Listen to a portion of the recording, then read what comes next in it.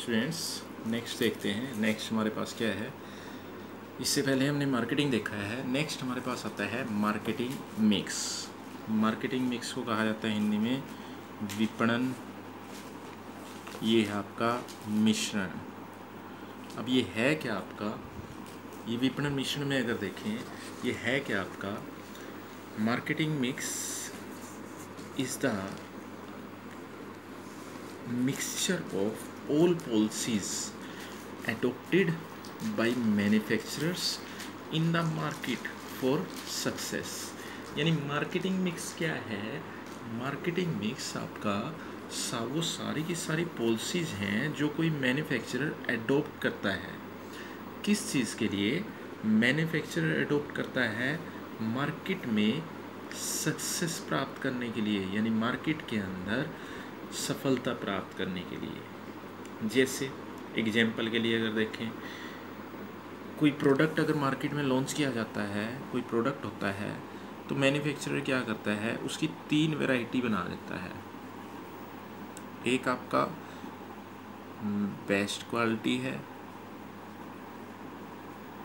एक medium one है, एक लोअर वन है। अब ये सारा का सारा क्या है, ये मिक्सचर है। ये सारी की सारी policies adopted by manufacturers in the market for success. कि प्रोडक्ट वही है, लेकिन एक प्रोडक्ट ऐसा है जिसके अंदर सारी की सारी फीचर हैं। अब वो प्रोडक्ट कौन सा है? उस प्रोडक्ट के अंदर सारी फीचर हैं, लेकिन वो जो प्रोडक्ट है वो प्रोडक्ट आपका हाई प्राइसेस पर आपको मार्केट में मिलेगा। सेम ब्रांड का एक दूसरा प्रोडक्ट है, उस प्रोडक्ट को थोड़ा सा मीडियम लेवल का कहा जाता है। डिफरेंस क्या है? वो जो प्रोडक्ट है वो आपको थोड़ा सा लो प्राइस में मिल जाएगा। एक और प्रोडक्ट है, वो प्रोडक्ट अगर देखें वो थोड़ा सा लोअर क्वालिटी का है और उसका प्राइस भी बहुत कम है। अब ये सारा का सारा, ये सारी की सारी पॉलिसीज़ हैं जो यूज़ की जाती हैं किसी भी मैन्युफैक्चरर के द्वारा मार्केट में सक्सेस अचीव करने के लिए। अब ऐसा क्यों है कि ये पॉलिसीज़ बनाई क्यों जाती है?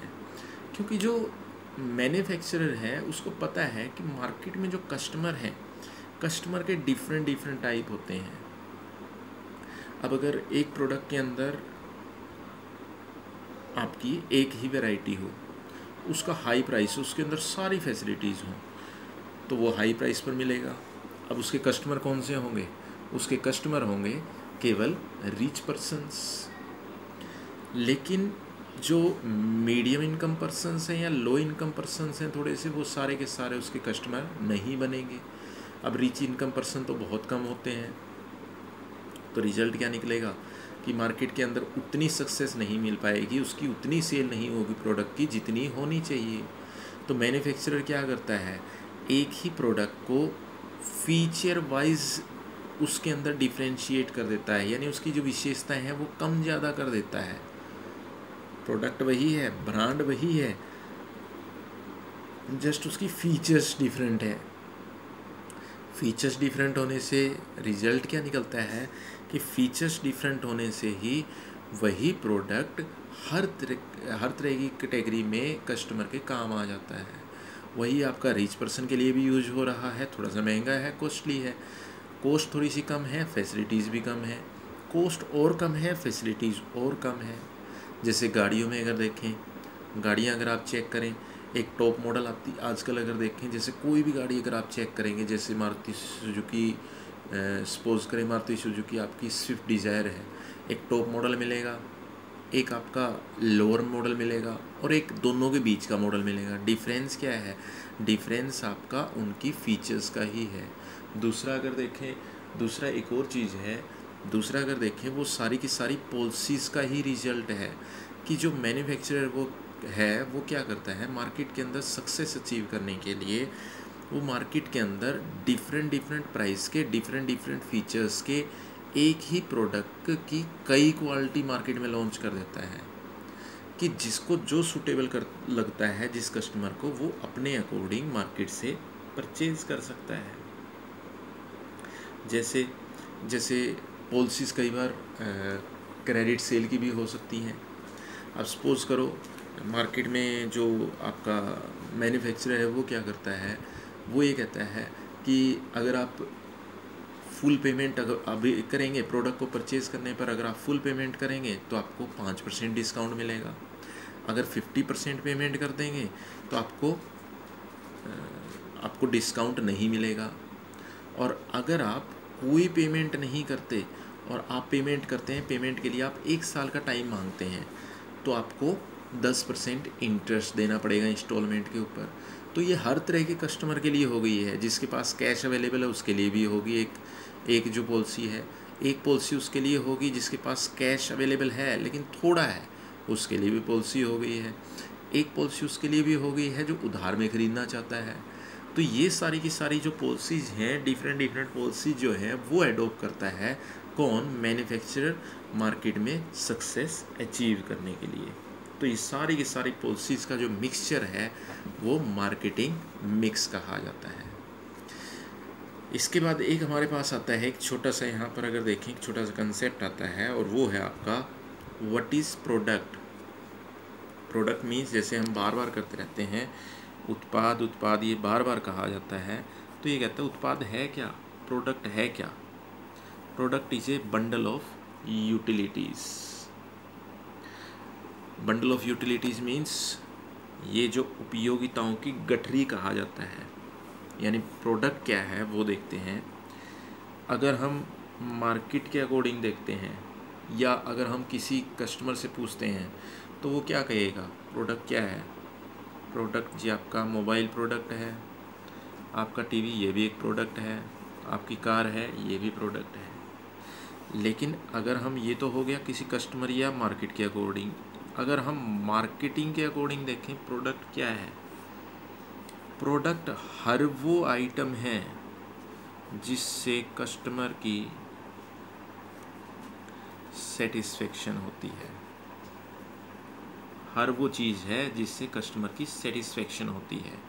इसके अंदर आपकी फिजिकल आइटम्स भी आ सकती हैं, इसके अंदर आपकी सर्विसेज भी आ सकती हैं। जैसे बैंकिंग है, बैंकिंग यानी कि जो बैंक अपनी जो सर्विस ऑफर करते हैं वो भी हमारे लिए एक प्रोडक्ट माना जाता है मार्केटिंग के अकॉर्डिंग। इंश्योरेंस है, एजुकेशन है, ये सारे के सारे आपके प्रोडक्ट माने जाते हैं। यानी फिजिकल आइटम्स जैसे हम ले चुके फिजिकल आइटम्स, तो ये हैं आपकी मोबाइल फ़ोन है, उसके बाद कार है, आपका टू व्हीलर है, कार है आपकी टू व्हीलर है, टीवी है, ये सारे के सारे आपकी क्या हैं? ये सारे के सारे प्रोडक्ट हैं। लेकिन मार्केटिंग के अकॉर्डिंग जो सर्विसेज ऑफर की जाती हैं वो भी प्रोडक्ट हैं। यानी ये कहता है कि हर वो चीज़ जो आपकी, चाहे वो फिजिकल आइटम है चाहे वो सर्विस है, यानी ऑल गुड्स एंड सर्विसेज, वो सारी की सारी जिससे कस्टमर को सेटिस्फेक्शन मिलती है, जिससे कस्टमर सेटिस्फाई होता है, वो सारी की सारी आपकी क्या है? वो सारी की सारी आपकी क्या कही जाती हैं? वो सारी की सारी आपकी काउंट होती हैं किसके अंदर? वो सारी की सारी प्रोडक्ट के अंदर काउंट होती हैं। जस्ट ये ध्यान रखें कि उससे कस्टमर सेटिस्फाई होना चाहिए, कस्टमर की जो रिक्वायरमेंट है वो फुलफ़िल होनी चाहिए, उपभोक्ता की जो ज़रूरत है वो पूरी होनी चाहिए, तो वो हमारे लिए एक प्रोडक्ट माना जाता है। अब ये कहता है प्रोडक्ट में आते क्या क्या हैं। एक तो हम देख चुके, प्रोडक्ट में आपकी दोनों चीज़ें आती हैं, गुड्स एंड सर्विसेज। प्रोडक्ट के अंदर ये दोनों चीज़ें आते हैं, गुड्स और सर्विसेज। उसके बाद ये कहता है कि अगर हम देखें प्रोडक्ट, उसके बाद और क्या है? प्रोडक्ट है जो वो सेलर से परचेज करता है। सबसे पहली चीज़ प्रोडक्ट, अगर हम देखें बायर के अकॉर्डिंग, जो भी वो सेलर से परचेज करता है वो प्रोडक्ट है। प्रोडक्ट क्या है? प्रोडक्ट में सारी गुड्स और सर्विसेज इंक्लूड होती हैं। उसके बाद ये कहता है कि अगर हम देखें जो बायर है सेलर से एक्चुअल में प्रोडक्ट परचेज नहीं करता, परचेज क्या कर रहा है, वो सेटिस्फेक्शन परचेज कर रहा है। सेटिस्फेक्शन मीन्स संतुष्टि खरीद रहा है, यानी अगर प्रोडक्ट से सेटिस्फेक्शन नहीं मिली तो वो प्रोडक्ट है ही नहीं, वो बंडल ऑफ यूटिलिटीज़ नहीं है, उपयोगिताओं की गठरी नहीं है। जैसे आप कोई आइटम परचेज़ कर लेते हैं कहीं से, जैसे कोई खाने की आइटम परचेज़ कर लेते हैं, तो वो प्रोडक्ट कब माना जाता है मार्केटिंग के अकॉर्डिंग, जब उससे सेटिस्फेक्शन मिले। सेटिस्फेक्शन मिले मीन्स उससे कहीं ना कहीं यूटिलिटी मिले, जो रिक्वायरमेंट थी, भूख लगी थी, कुछ ना कुछ भूख मिटे, तब जाकर, अगर भूख के अकॉर्डिंग खाया गया है वो, अगर हंग्री है कस्टमर, भूखा है, अगर उसके अकॉर्डिंग वो खाता है तो उससे भूख मिटनी चाहिए, तब जाकर वो बायर उसे प्रोडक्ट मानेगा। तो हम नेक्स्ट डे में देखेंगे। आज आप कर सकते हैं marketing mix, meaning of marketing mix and meaning of product. ये दोनों कंसेप्ट आप आज अच्छी तरह से कर सकते हैं।